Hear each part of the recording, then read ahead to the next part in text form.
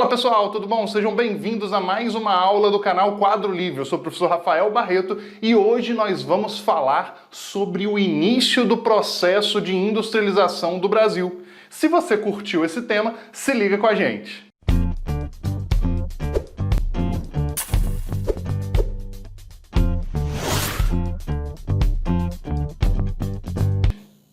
Então, na aula de hoje, como a gente já falou, vamos falar sobre esse processo, de industrialização aqui no nosso Brasil. Primeira coisa que a gente tem que entender é que ele não vai seguir o mesmo modelo, da industrialização dos países desenvolvidos como Inglaterra, Estados Unidos, outros países da Europa e Japão. Esses países, eles seguiram o modelo clássico de industrialização.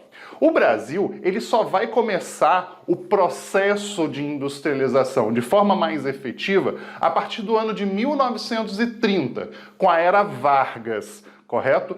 Então, você pode ver que a Inglaterra ela inicia lá no século XVIII, certo? Então, é uma diferença muito grande de tempo. Por isso, nós vamos chamar o modelo de industrialização brasileiro de uma industrialização tardia, beleza? Então nós sabemos que é uma industrialização tardia que inicia o seu processo efetivo a partir de 1930. Porém, existem alguns processos e algumas indústrias que surgiram no Brasil antes de 1930. E aí você também tem que pensar o que proporcionou em 1930 esse processo tomar corpo e começar a se desenvolver em nosso país. Bem, antes de explicar isso, não se esquece, se inscreve no canal, curte o vídeo, já compartilha com geral aí que está estudando junto com você e ativa o sininho para você entender as próximas aulas que vai ser continuação dessa matéria. Belezinha? Vamos para a aula. Então, vamos analisar um pouquinho o contexto histórico do Brasil. Bem, quando o Brasil era colônia de Portugal, a gente podia deixar claro que existia uma relação de dependência, Nós comercializávamos com Portugal e as coisas que nós produzíamos aqui eram basicamente do setor primário. Falamos aí da produção agrícola, pecuária e extrativismo, ok? Beleza. Então, a nossa economia estava atrelada ou vinculada diretamente com as necessidades que Portugal tinha. Então, eu não tinha liberdade aqui de desenvolver as atividades econômicas que eu quisesse. Então, era necessário sempre verificar o que Portugal precisa para isso acontecer. Porém, no período pós-independência, ou seja, depois que deixamos de ser colônia, nós passamos a ter uma nova influência no Brasil, que já existia no período colonial, de certa forma, que passa a ser a Inglaterra. A Inglaterra, que sempre foi um grande parceiro comercial de Portugal, passa a exercer forte influência aqui no Brasil. E uma coisa muito interessante é que as pressões da Inglaterra sobre o Brasil, forçavam o Brasil a ampliar o mercado consumidor. E uma das coisas que mais se pensava, que mais trabalhava nessa época, era a ideia do fim da escravidão. Tá ok? Entenda que isso foi um processo gradual, não foi de imediato. Existiram várias situações que promoveram, que levaram ao fim da escravidão. Lembrando, se eu não tenho escravos, eu tenho pessoas que vão ter que trabalhar para conseguir o seu sustento, tá? Porque o escravo, querendo ou não, ele deveria ser mantido por alguém. Então ele também tinha um custo, certo? Então, o fim da escravidão aumentaria o mercado consumidor do Brasil e principalmente, dos produtos que vinham de fora, porque como o Brasil não tinha grandes produções de praticamente nenhum tipo de produto industrializado, a maior parte dos produtos, das coisas que nós comprávamos, vinham da Europa. Tranquilo até aqui? Moleza esse processo, esse contexto? Beleza. Bem, aí a gente vai falar mais especificamente sobre o período pré-industrial. Por que a gente chama de período pré-industrial ou surtos pré-industriais? Porque quando nós falamos de processo de industrialização, dá o sentido de alguma coisa contínua, né? E esses momentos de industrialização, que nós vamos chamar de primeiro e segundo surto industrial, eles foram, de certa forma, um espaço pequeno de tempo, por um motivo muito específico, né? E que não durou tanto tempo. Então foi, digamos, uma coisa momentânea e que com o passar do tempo aquilo perdeu a intensidade. Tudo bem? Então, o que acontece? Nós vamos falar aqui, então, por exemplo, do primeiro surto industrial. Quando que aconteceu o primeiro surto industrial? Ele ocorre na metade ali, mais ou menos, do século XIX, né? Quando leis estimularam a industrialização. Rafael, quais foram essas leis? Vamos lá. No ano de 1844, né, foi criada a tarifa Alves Branco, certo? Alves Branco faz referência a Manuel Alves Branco, né, que na época era o dito ministro da Fazenda no Brasil. E, né, isso acabava... Qual era o objetivo dessa tarifa? O objetivo era o quê? Sobretaxar produtos importados. Muito interessante isso. O que aconteceu? Eu aumentava o imposto sobre o produto que vinha de fora e valorizando assim o mercado, o produto gerado aqui dentro, estimulando a produção aqui dentro. Então, mas qualquer produto? Não, porque o Brasil não produzia de tudo. Essa sobretaxação acontecia principalmente com aqueles produtos que nós tínhamos como desenvolver. Então, era uma sobretaxação específica, pontual, em alguns produtos. Tudo bem? Além dessa sobretaxa, né, também foi criada, já no ano de 1850, a Lei Eusébio de Queiroz, né, que a gente ainda não está em período de abolição, nós não temos ainda a abolição da escravatura, certo? E aí o que vai acontecer? Essa daqui vai ser, digamos, um passo para que isso ocorresse, que foi a lei que proibiu o tráfico de escravos vindos da África. Poderia acontecer aqui dentro do Brasil, mas não poderiam chegar novos escravos.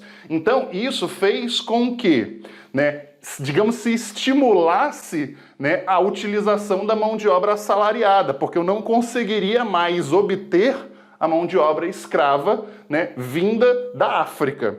Não acaba com a escravidão, isso é muito importante. A escravidão, ela vem, ao fim da escravidão, ela vem mais para frente. Tudo bem? Então, qual era a situação do Brasil? Bem, produtos sobretaxados, estimulando, né, a industrialização, a indústria principalmente de bens de consumo não duráveis, aquelas indústrias mais simples, certo? E o fim do tráfico negreiro internacional, que também estimulava, de certa forma, o consumo. Beleza até aqui? Tranquilo? Vamos lá. Já quando nós falamos da segunda, né, do segundo surto industrial, a gente pode deixar claro ali, né, que foi o período da Primeira Guerra Mundial. E para quem aqui já acompanhou a aula sobre, né, Segunda Revolução Industrial que a gente tem aqui no canal, a gente falou lá, né, que o período da Primeira Guerra Mundial foi excelente, principalmente para a produção norte-americana, que foi extremamente estimulado, abastecendo o mercado europeu que estava em guerra. Para o Brasil, foi a mesma ideia. Passamos a desenvolver produtos e produzir com grande intensidade para abastecer o mercado europeu. Tranquilinho? Infelizmente, a crise de 1929, né, ela vai afetar o Brasil e o mundo inteiro. Vamos ter um problema, né, nesse período aqui, onde as indústrias, né, europeias que voltam a produzir na década de 20 começam a criar concorrência com o produto brasileiro que estava indo para lá. E daí, né, começamos a perder espaço no mercado. As indústrias que muitas vezes foram estimuladas nesse período acabaram falindo, correto? Beleza. E neste período é muito importante lembrar, o Brasil em todo esse momento era ainda um país extremamente dependente da agroexportação, ou seja, da atividade agrícola voltada para a exportação. Em especial, nessa época, do café. O café era o principal produto agrícola do Brasil nesse momento e o mais importante, os grandes latifundiários, os grandes cafeicultores, eles eram o domínio da política do Brasil, ou seja, eles eram aqueles que dominavam a política. E na política, né, envolvia todo esse dinheiro, ou seja, jamais os grandes cafeicultores, eles ficariam desamparados, tá ok? Então, nesse período, eles vão conseguir juntar muito dinheiro. Tranquilo? Dúvidas? Beleza. Ah, Rafael, mas o que o café tem a ver com a indústria? E aí é o que eu vou te dizer. A indústria brasileira ela só surge por conta do café. Por quê? Esses surtos aqui, eles basicamente desenvolveram indústrias de bens de consumo não duráveis, extremamente dependentes de tecnologias vindas de fora, muitas vezes de mão de obra vinda de fora, e não tinha como ser estimulada porque toda a estrutura de base da indústria não existia no Brasil. Então era necessário criar, estimular uma indústria de base. Isso só vai acontecer com Vargas, ok? Mas o que vai acontecer aqui? Quais foram as principais heranças que a produção, que o café propriamente dito, né, deixa para a economia no Brasil e o que o café deixou de estímulo para continuar o processo de industrialização? Vamos pensar. Primeiro, a grande quantidade de capital. O café, ele fez os grandes cafeicultores acumularem muito dinheiro. E vai ser esse dinheiro que os cafeicultores vão emprestar para os bancos que vão fornecer para os industriais, certo? As indústrias, elas vão ser meio que financiadas com dinheiro do café, tá? As estruturas de transporte, principalmente as ferrovias e os portos, que já escoavam a produção do café, vão passar a receber mercadoria de fora e fazer o transporte das mercadorias industrializadas. O fim da escravidão, que vai ser muito importante, que já havia acontecido, mas o café, né, ele meio que deixa essa situação mais importante, né, porque o café, ele antigamente utilizava muita mão de obra escrava, e foi durante o período ainda do café em ascensão que a escravatura, né, que ocorre o fim da escravidão, né, que vai aumentar o mercado consumidor no Brasil, e também a chegada de imigrantes. Esses imigrantes, principalmente vindos da Itália, muito retratados nas novelas aí da Globo, né? A gente pode deixar claro também que esses imigrantes vão ser muito utilizados na agricultura, no café, e quando a industrialização passa a ocorrer, eles já estavam vindo de países com indústria. Então eles eram uma mão de obra dita mais qualificada para determinadas funções, porque talvez eles já até conhecessem os processos industriais. Tranquilo isso, pessoal? Bem, essa aula ela não acaba aqui.